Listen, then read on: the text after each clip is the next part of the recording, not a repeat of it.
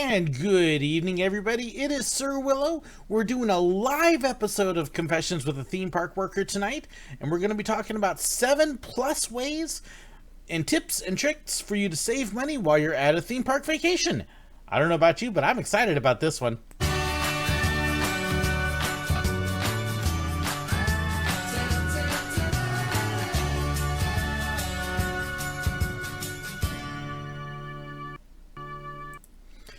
Hey everybody, hope you're having a great Easter weekend.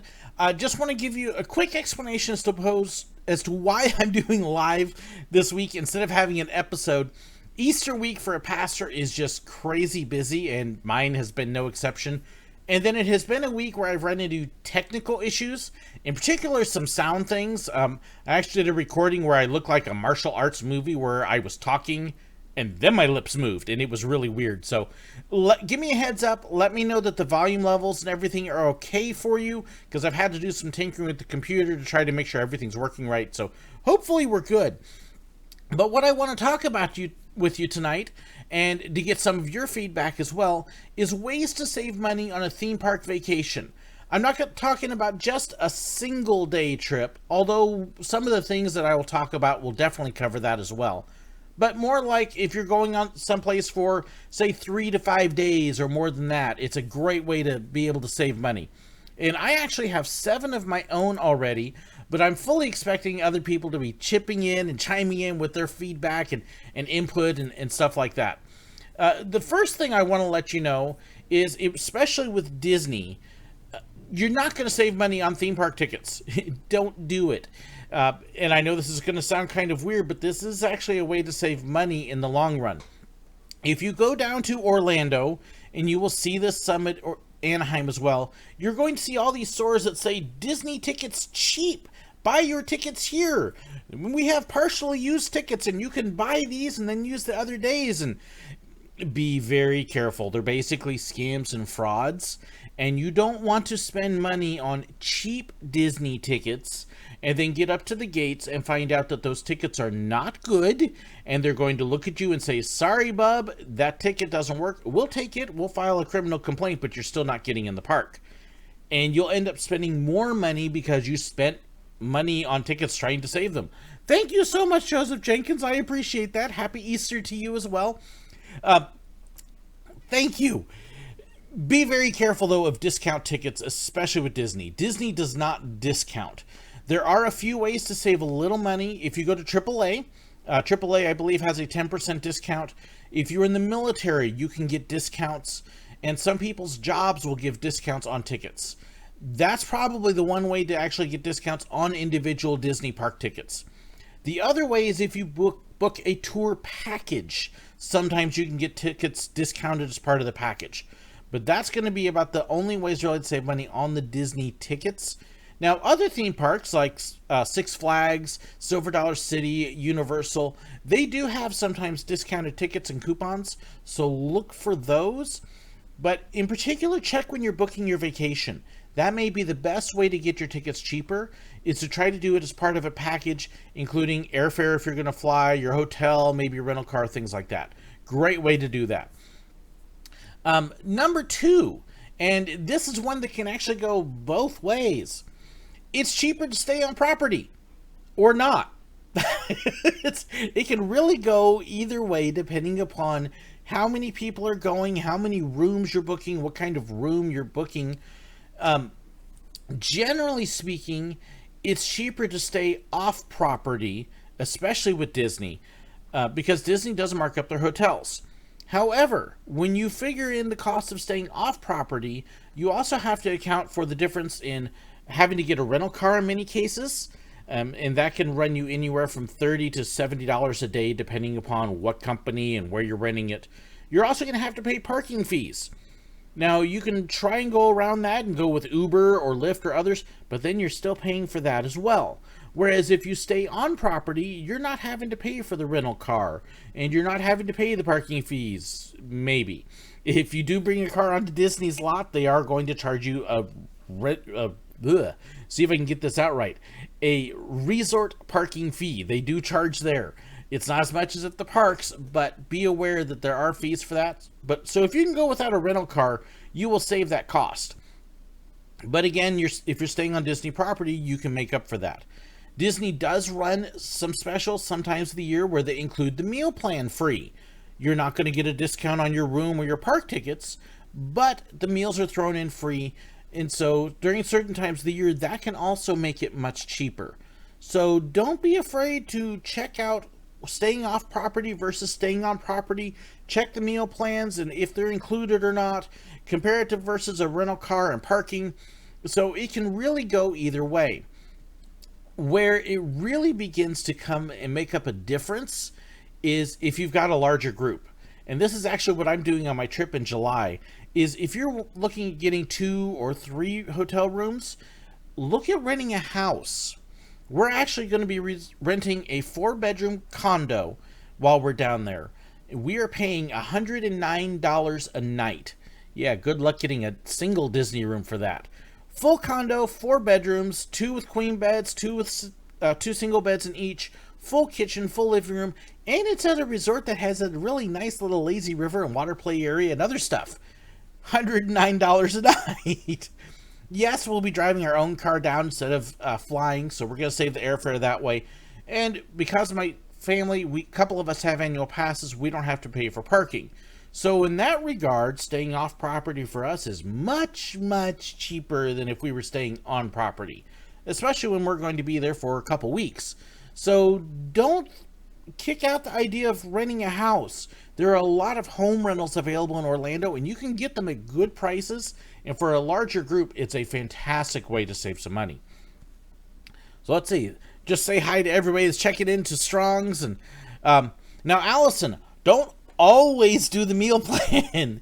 And this is actually going to lead me to number 3. The meal plan may save you money, but there's just as good a chance that it won't.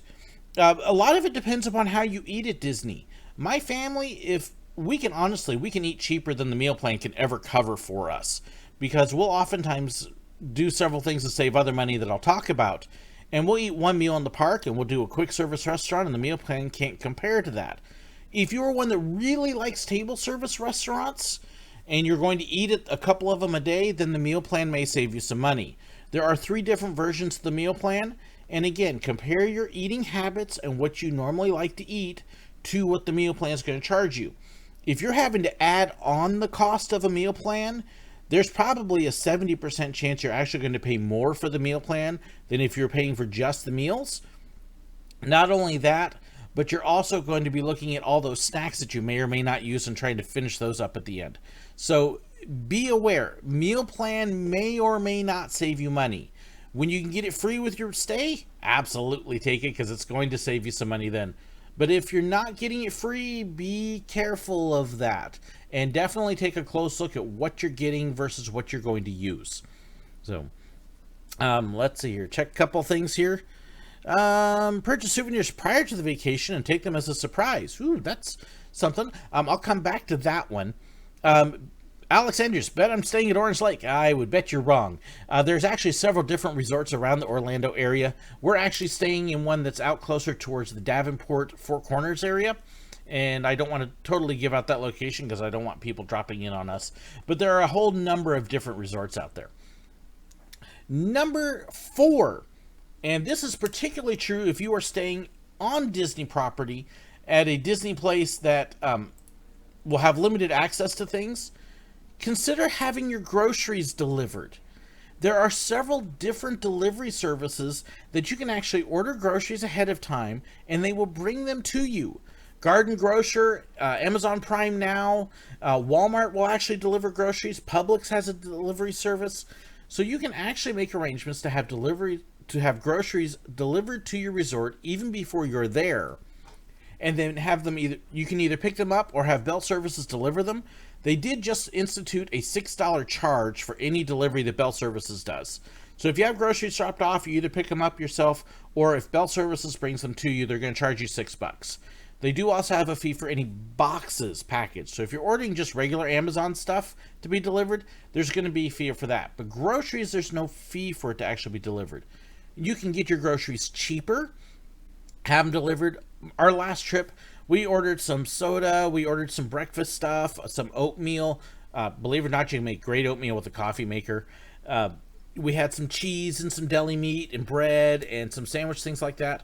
And so we had stuff in our room that we used the Disney fridge, and we just ate there. We paid about $60 for the groceries that we bought. Typically, if we'd bought them ourselves in the store, it would have been about $35, $40. So yes, they did cost a little bit more. But we ate every breakfast in our room off of those groceries. We had a dinner in the room off the groceries, and we saved a good chunk of money compared to what we would have paid in the park. And then, of course, if you need things like you forgot your sunscreen or ponchos, or there's other things that you want from the store, you can order it that way, and it's going to be cheaper than if you pay on property for it. So something to consider. It's a nice way to kind of get some stuff in. And hey, if you've got a car or a friend in the area with a car, you can always have them pick up stuff or give you a ride too. We actually got down there on our last trip and we realized that we forgot our ibuprofen. And migraines unfortunately run in the family, and we're like, ibuprofen. So you'll notice Aaron Chanica will pop up here in the chat sometimes. Hey, Aaron, could you stop by CVS or someplace and get us some ibuprofen? I think he bought him at Walmart. If we had bought him on Disney property, we would have been spending like $3 for 4 pills. And he got us a bottle of them for the same price we would have spent for just a couple pills. So don't hesitate to look outside the property for people who can deliver in. It's a good way to save some money that way. Here's one that a lot of people may not realize. So this is number 5. Yeah, I'm doing my hillbilly routine. Number 5. Think about attending a DVC presentation, especially if you're on Disney property. DVC is the Disney Vacation Club. It is the Disney timeshare. Now, normally, I will tell you, avoid timeshare presentations like the plague. They're evil, they're mean, they hold you up for hours, they give you this high-pitched sales pitch, and it just drive you nuts, and then to get a little trinket out of it. The DVC pitches are a little bit different. They're low pressure. They walk you through one of the resort areas. Here's what the rooms look like. Here's kind of what's going on. But it's a very low pressure sales pitch. We did one, my son and I went on our last trip in October.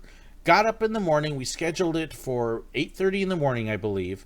They picked us up at our Disney resort, drove over, went through the pitch. I think we took an hour, and he basically said, here's what it looks like for you in the future. Okay, I can see that you're not really interested, but lay it out. And just so you have some future information, gave us some wonderful stuff. We got free ice cream. And then here's the kicker. We got $75 a person for attending the pitch. Plus our whole group got these super fast passes, which worked on almost any ride in the park. You got 3 of them, so you could use them 3 different times. It didn't work on the major rides that everybody's looking for. So no Toy Story, no Pandora, no Seven Dwarfs. But pretty much anything else, super fast pass 3 times for everybody in the group and $75 a person for showing up. Hey, and we got to ride right over to Epcot afterwards, and we actually got to Epcot right as the park was opening. We were some of the first ones in. Got even a nice little cruise around some of the stuff because we were getting dropped off by DVC. So don't discard a DVC sales presentation. And if you are young and thinking about money, they're going to let you know if it's something to think about in the future. There's a lot of people who regret timeshares. You won't find that same percentage of people regretting DVC. Not a sales pitch form, but it is a nice, easy way that, hey, I would really like some souvenir money. Well, $75 for every adult in your group that wants to get up in the morning or go midday on your day off. Can't beat that. Go Red Van. Another one, this is true at some of the Disney resorts, and I have heard other hotels do this as well, that if you want to, you can actually request to not have housekeeping stop by your room. In Disney's case, they'll actually take off $10 a night on your room charge. And I have heard some other non-Disney resorts do $15 off. So ask if they have a deal where they don't stop by your room and they'll give you some money off. You never know. The worst they're going to tell you is no. Now, keep in mind, if you do that, that means they're not picking up your garbage, they're not changing your sheets, they're not replacing your towels, they don't come by at all. But if you're really wanting to pinch money, of course, if you're staying at a Disney resort, you're probably not pinching money anyways, but if you are, it is something to possibly check into. Number 7, if staying at Universal or other properties, and this will be true for other companies that have their own resorts, not just Disney. So Dollywood is one to possibly check in with this. Really check into the whole packages for staying there. I know with Universal, if you stay on a Universal property and then you get the park tickets, they throw in their Universal Express free. That is typically anywhere from $75 to $130 a person. So that's a pretty good chunk of change and allows you to skip the lines. You don't get quite that same benefit staying at a Disney resort. There's a lot of the resorts for other parks and companies will have other perks as well. It may be their free version of Express Lane or Fast Pass or whatever they offer, but they also have a number of other things that they're going to offer you for staying on property. So don't be afraid to look into it and ask what kind of discounts they have. They may discount the park tickets. They may discount transportation around. They may offer some other outing or excursion. So don't hesitate to ask, especially if it is a resort that caters to other places. And then here's one that a lot of people ask about. Food, especially food in the park versus bringing your own in. So, hi, Ben the Cat Guy. A lot of people are constantly asking, do the parks allow you to bring in your own food? Can you bring in your meals? Can you bring in your drinks? Well, and generally speaking, the answer is yes, within some certain limits. Is it just your internet? Am I dropping frames? I'm not getting a note that I'm dropping frames, Aaron. I hope not. But, weird. I've had some weird stuff going on, so okay. Thank you for letting me know, guys. See, I told you I've been having technical issues with stuff. Let me see if it is my computer here. No, my computer's running fine, so it's probably the internet. Oh, sorry, guys. I wish I could tell you. I'm telling you, it has been a week of technical issues. So, I just closed down a couple things, and hopefully that will smooth things out on my end a little bit, and hopefully it's not an internet issue. But I can see all of you talking about that now, so fingers crossed what I just closed down helped out a little bit. Food in the parks. You can generally bring in food, especially if you have a specialized diet. I'm getting still coming up. Let me see here. Okay, it's looking good on my end. Ooh. Okay, let me kind of check a couple things here, guys, because... Okay, looks like we got it fixed. So, hopefully we got that fixed. All right, so, food. Do not bring in glass containers. They generally are not going to allow you to bring in any glass containers, so glass bottles of drinks, jars of peanut butter, anything that's glass is going to be a big no-no. Don't bring in alcohol. Even if the park sells alcohol, don't bring in alcohol. It's a good way to get you removed in a hurry and send you on your way. Disney has actually just banned loose ice. The reason for that is because digging through loose ice is difficult for security and trying to see if you've got something hidden under there. Don't bring in large ice chests. Some parks might actually let you do that, but then you're lugging the thing around, and so a small little one that you can carry is usually okay. Again, keep in mind, you're going to have to carry it around or stick it in a locker. And there are some parks that won't let you do an ice chest, but generally, as long as it's small, it should be fine. Sandwiches, most parks will be fine with. Snacks, chips, caramel or granola bars, and various things like that should be just fine. So be aware, you generally can bring in popcorn. I'm getting buzzed by our dryer because my daughter's doing laundry. Live TV and streaming. But generally speaking, food is okay. If you have a specialized diet, a baby, allergies. My wife has several allergies. We always bring in snacks and stuff that she can eat because we can't always find food in the parks. In fact, if you actually watch my Silver Dollar City video from earlier in the week, the one place at Silver Dollar City that we knew we could afford that served stuff that allergies would be friendly for was closed. And so we were scurrying around trying to find things that our group could eat because we had 2 people with allergies. And we kind of sort of made it work, but it was not easy. So be aware. You can bring in food, and especially if you've got allergies, they're going to be very understanding with that. And that should work for you. If you're really not sure, check with the parks. But generally, Six Flags does. Silver Dollar City, I know, does. Disney does. We did bring snacks into Universal when we were there. So you should be just fine. Okay? Whoa. I'm like, what are we doing? Ranky64. Careful there. You're kind of spamming a bit. So please don't make us give you a boot, because you're definitely on the track there. So what other tips and tricks do you have? I know that there were a couple people that have mentioned things earlier. Woo! And let's see. Yes, active military or retired military. Carl Hub mentions the Shades of Green Resort at Disney World. It's on property. It is going to be cheaper than other Disney properties. So military, definitely look into Shades of Green. And I can't remember how you book that. But there'll be information online. It is a great way for military families to save money.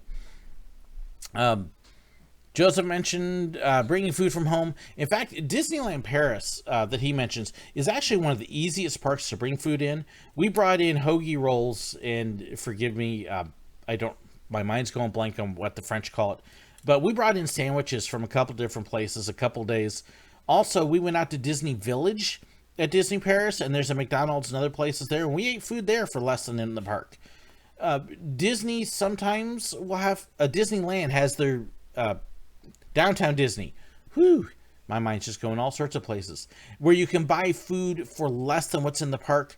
Disneyland also has a whole bunch of restaurants right along the outside. I know that there's a Denny's and an IHOP and a Jim Boy's Tacos and a McDonald's that are all within easy walking distance of the park. So if you're at a park that is in walking distance of fast food, in particular Disney Paris and Disneyland California, that's a great way to save money on food in the park, is to walk outside and eat, in addition to carrying things in. So, let me see here. Kotori, happy to be able to help you save money on your and girlfriend's anniversary to Disney World. Congrats on your anniversary. Alex Andrews mentions the buffets in and around Orlando. There are definitely a number of buffets that you can find. If you're not staying on Disney property, oftentimes hotels will have a decent breakfast. So check into that or look at some of the breakfast buffets around. Great way to save money. Depending upon when the parks close as well. When we went to Universal in January, we actually ate before we got to the park, ate one good meal in the park, and then had a snack. And then we ate our last meal outside the park over at Del Taco, which was much cheaper than if we'd eaten in the park. So don't be afraid to eat on the way in and then afterwards, and get yourself one good meal and bring in a couple snacks, and you should be good that way. Another great way to save some money. Let's see. Just kind of looking to see what everybody else did. Would have been nice to know on your honeymoon. I'm sorry, Wet Barber. So, let's see. Six Flags Over Georgia allows no outside food. Thank you to my things. Again, there's one thing you definitely do want to check on specific parks, because the policies will vary from park to park. Now, the one exception to that, again, is if you have allergies, they're probably going to let you bring in some food that's allergy-free, but make sure you contact the park ahead of time. This is a good thing to do anytime you have a question about something. Contact the park ahead of time. Send them an email and say, hey, I have this issue and this problem, and I need to bring this in. Can I get permission to bring it in? And then when you get up to the gate, bring that return letter with you and say, hey, look, I've been cleared that this is okay. But definitely check with the park first and see for sure if they allow outside food, but most of them do. And even the ones that don't, they will usually work with a diet on there. So, baguettes, thank you, Ben the Cat Guy. That's what I was trying to think of. When do I believe it's the best time to get annual pass holder? find out how many times you're going to be at the park. For most parks, if you are going to visit the park 2 or 3 times a year, it's going to pay for your annual pass. At Silver Dollar City, 2 visits a year cost more than the price of an annual pass does. Busch Gardens, oftentimes, it would be like a trip and a half would pay for your pass. Six Flags, oftentimes, it'd be a trip and a half. We just paid for our Six Flags passes, and I believe we paid $80 is what we paid. So you think about that, that's about a trip and a half, and we're going to go to Six Flags St. Louis. I'm going to do a day at Frontier City. We're going to go to Six Flags over Georgia. I'll probably do another trip to Six Flags St. Louis. 4 trips, hey, we've paid for the pass. Disney is a little different because it's going to be very dependent upon where you live, if you're in Florida or if you're out of state. But again, compare the prices to what you would pay for individual day tickets or for multi-day tickets for Disney. Compare it to what you would pay for each time you visit the park. And if you're going to be there, like I said, 2, 3, 4 times, the annual pass is usually going to be your better option. Especially since most parks, their annual passes include discounts on food or merchandise or some other things as well. So, yeah, multiple visits, start looking annual pass. That's a good way to go, and it's a good way to save yourself a lot of money. When we lived in California, we always had annual passes to Magic Mountain, and we were about 45 minutes away, and hey, it's rainy, it's kind of a cloudy day, oh, we got nothing to do, let's go to Magic Mountain. And so it can become cheap entertainment that way. That's one of the reasons I'm able to go to Silver Dollar City multiple times a year, because it's cheap, because I've got the annual pass. But yeah, look around 2 to 3 visits during the year, and that will definitely work. Let's see. Jarrett Topping, find meals that you and somebody can split. Yes, especially if you're light eaters. Barbecue plates tend to be large. Don't ask me why, but if you get a rib platter, it tends to be this big meal. My daughter and I will often do that and split one of them. If you've got light eaters like my daughter, she may order kids' meals because it's smaller and cheaper. Or she and one other person will split a meal. So look at how much food is on that plate, and then, yes, splitting a meal can definitely save you some money as well. Let's see. Do you have tips on when to give compliments to characters? Always. When I went to see Mickey in his 90th birthday outfit, I complimented him and he didn't seem to notice. He may not have heard you. As funny as it sounds, Elizabeth Long, he's got those big ears, but he gets a little hard of hearing sometimes. Especially if somebody's nervous and they're soft-spoken. My daughter, the characters sometimes don't hear her, but they hear me because I'm loud. So, but yeah, don't hesitate to give him a thank you. When's my next Disney trip? End of July is when I'm going. Let's see.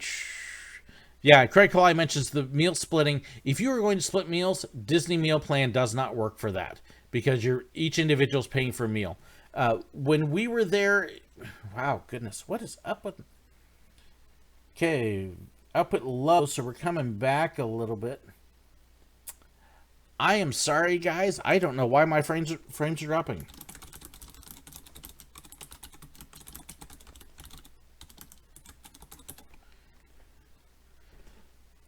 Okay, come on. Wow, and now I'm offline.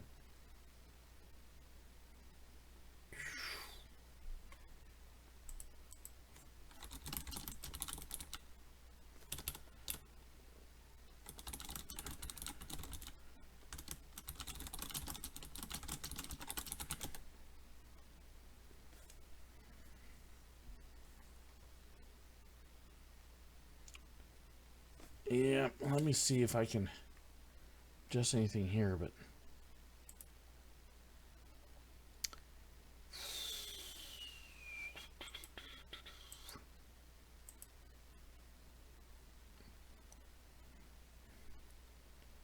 let's see here.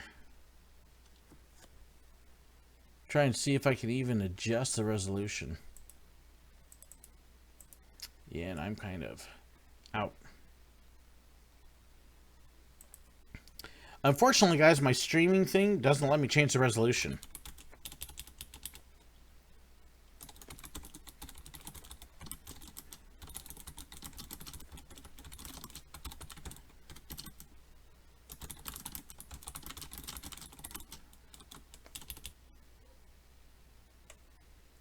Okay, let's try this again.